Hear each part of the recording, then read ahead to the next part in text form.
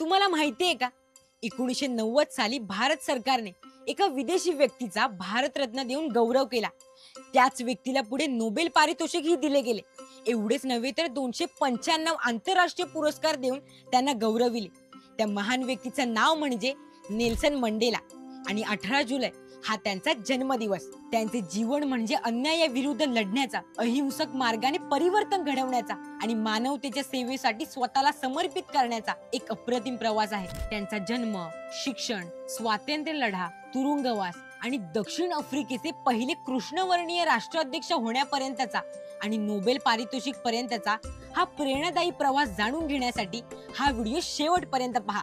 पण त्याआधी आपल्या कलाकार चॅनलला सबस्क्राइब करा. नमस्कार मित्रांनो, मी तन्मय आणि आपण पाहत आहात कलाकार दिनविशेष पावर्ड बाय GoPrac.com. नेल्सन मंडेला, ज्यांना जगभरात मदिबा या प्रेमळ नावाने ओळखले जाते, हे दक्षिण आफ्रिकेच्या स्वातंत्र्य लढ्याचे प्रतीक आणि मानवतेच्या समानतेचे प्रेरणास्थान होते. त्यांचा जन्म 18 जुलै 1918 रोजी दक्षिण आफ्रिकेतल्या मेवेझो गावात झाला. त्यांचे बालपण ग्रामीण भागात गेले, जिथे ते नेतृत्व आणि सामाजिक जबाबदारीचे धडे लहानपणापासूनच शिकले. त्यांनी फोर्ट हेर विद्यापीठात शिक्षण घेतले, परंतु वर्णभेद विरोधी आंदोलनात सहभागी झाल्यामुळे त्यांना शिक्षण अर्धवट सोडावे लागले. नंतर त्यांनी जोहान्सबर्ग येथे कायद्याचे शिक्षण पूर्ण केले आणि वकील म्हणून काम सुरू केले. याच काळात त्यांनी दक्षिण आफ्रिकेतील वर्णभेदाच्या क्रूर धोरणांचा जवळून अनुभव घेतला. 1940च्या दशकात मंडेला आफ्रिकन नॅशनल काँग्रेस ANC मध्ये सामील झाले आणि लवकरच त्यांच्या नेतृत्व गुणांनी ते तरुण नेत्यांमध्ये अग्रस्थानी आले. त्याकाळी दक्षिण आफ्रिकेत अपार्थाईड नावाची म्हणजेच वर्णभेदाची अन्यायकारी राजकीय प्रणाली, ज्यामुळे काळ्या आणि इतर गैर पांढऱ्या लोकांवर कठोर निर्बंध लादले गेले. त्यामुळे नेल्सन मंडेला यांनी अहिंसक मार्गाने निदर्शने, संप आणि जागृती मोहिमांद्वारे वर्णभेदांविरुद्ध लढा सुरू केला. 1950च्या दशकात त्यांनी डिफाईन कॅम्पेनमध्ये सक्रिय सहभाग घेतला, ज्याने हजारो लोकांना वर्णभेद विरोधी लढ्यात सामील करून घेतले. जेव्हा सरकारने शांततापूर्ण आंदोलनांवर हिंसक कारवाई केली, तेव्हा मंडेलांनी ANCच्या सशस्त्र शाखेची स्थापना केली. त्यानंतर 1962 मध्ये मंडेलांना अटक झाली आणि 1964 मध्ये रेव्होनिया खटल्यात त्यांना जन्मठेपेची शिक्षा सुनावण्यात आली. त्यांना रॉबिन बेटावरील तुरुंगात ठेवण्यात आले, जिथे त्यांनी 27 वर्ष कठोर परिस्थितीत घालवली. या काळातही मंडेलांनी आपला आत्मविश्वास आणि स्वातंत्र्याचा संकल्प गमावला नाही. तुरुंगातही ते सहकैद्यांना शिक्षण देत राहिले, त्यांचे मनोबल वाढवत राहिले आणि स्वातंत्र्य लढ्याला प्रेरणा देत राहिले.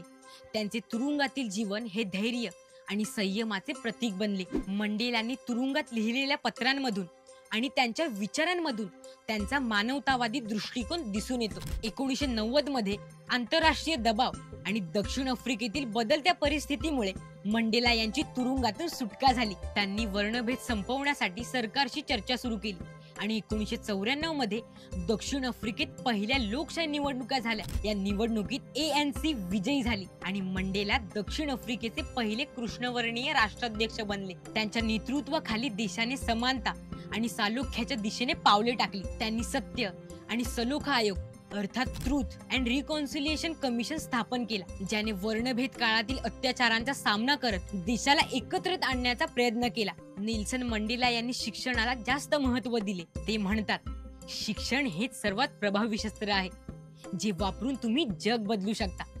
नेल्सन मंडेला यांच्या महान कार्यामुळे 18 जुलै 2009 रोजी संयुक्त राष्ट्रांनी हा दिवस अधिकृतपणे नेल्सन मंडेला आंतरराष्ट्रीय दिन म्हणून घोषित केला. त्याचबरोबर त्यांना 1990 साली भारत सरकारतर्फे भारतरत्न पुरस्कार आणि 1993 साली शांततेचा नोबेल पुरस्कार देऊन गौरविण्यात आले. मंडेला यांचा संदेश साधा होता: प्रेम, क्षमा आणि समानतेने आपण कोणत्याही भेदभावाला पराजित करू शकतो.